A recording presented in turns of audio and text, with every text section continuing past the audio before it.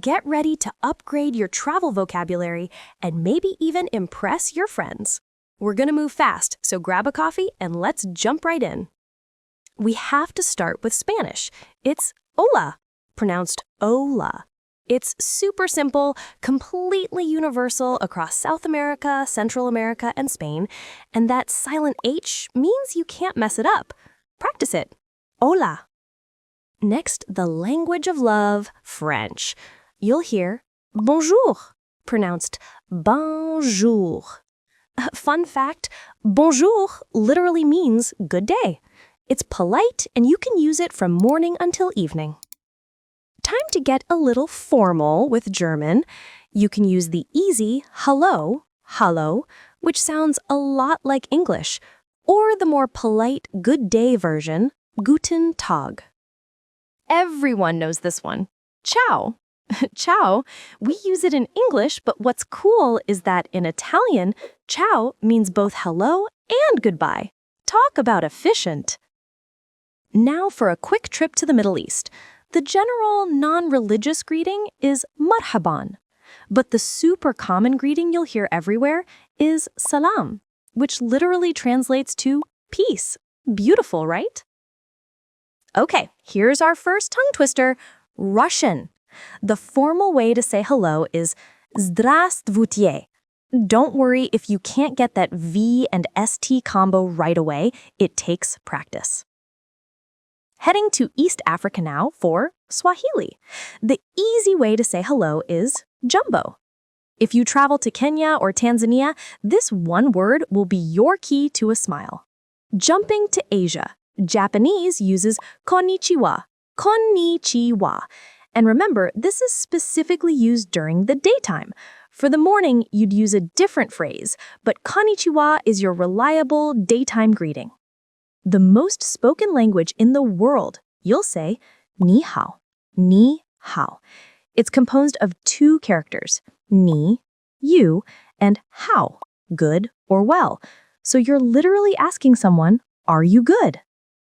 A slightly more formal greeting, Korean uses annyeonghaseyo, annyeonghaseyo.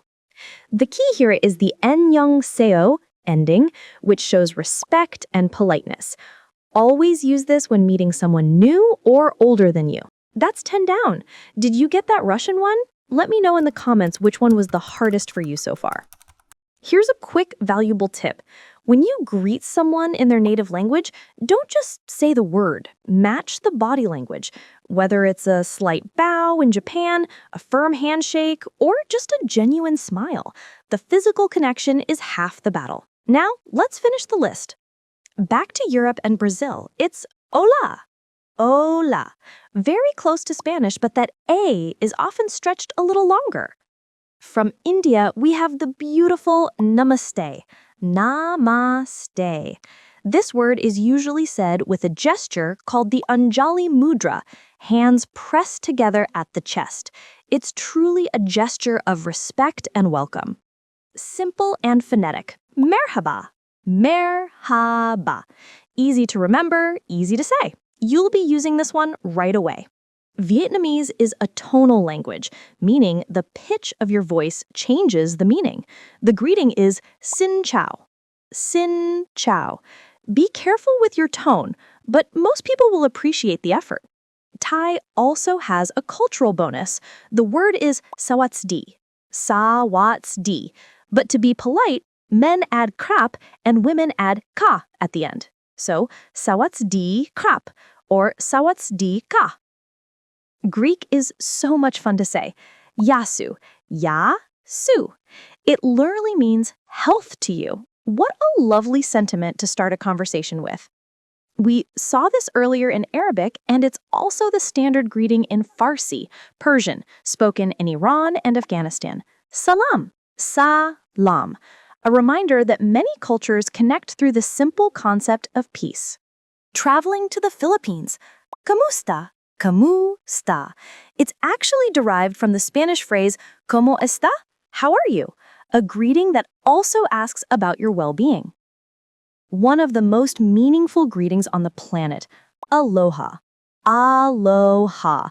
It means hello and goodbye, but its deeper meaning encompasses love, peace, and compassion. And for our last one, let's pick another greeting based on peace.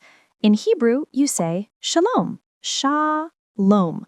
Like salam, it's a powerful word that covers both hello and peace itself. Wow, 20 languages! You just went on a rapid tour of the world without leaving your seat. Which one was your favorite? Mine has to be aloha for the beautiful meaning it carries. I want you to try one of these this week. Go say bonjour to your barista or drop a namaste on a friend and tell me their reaction in the comments below.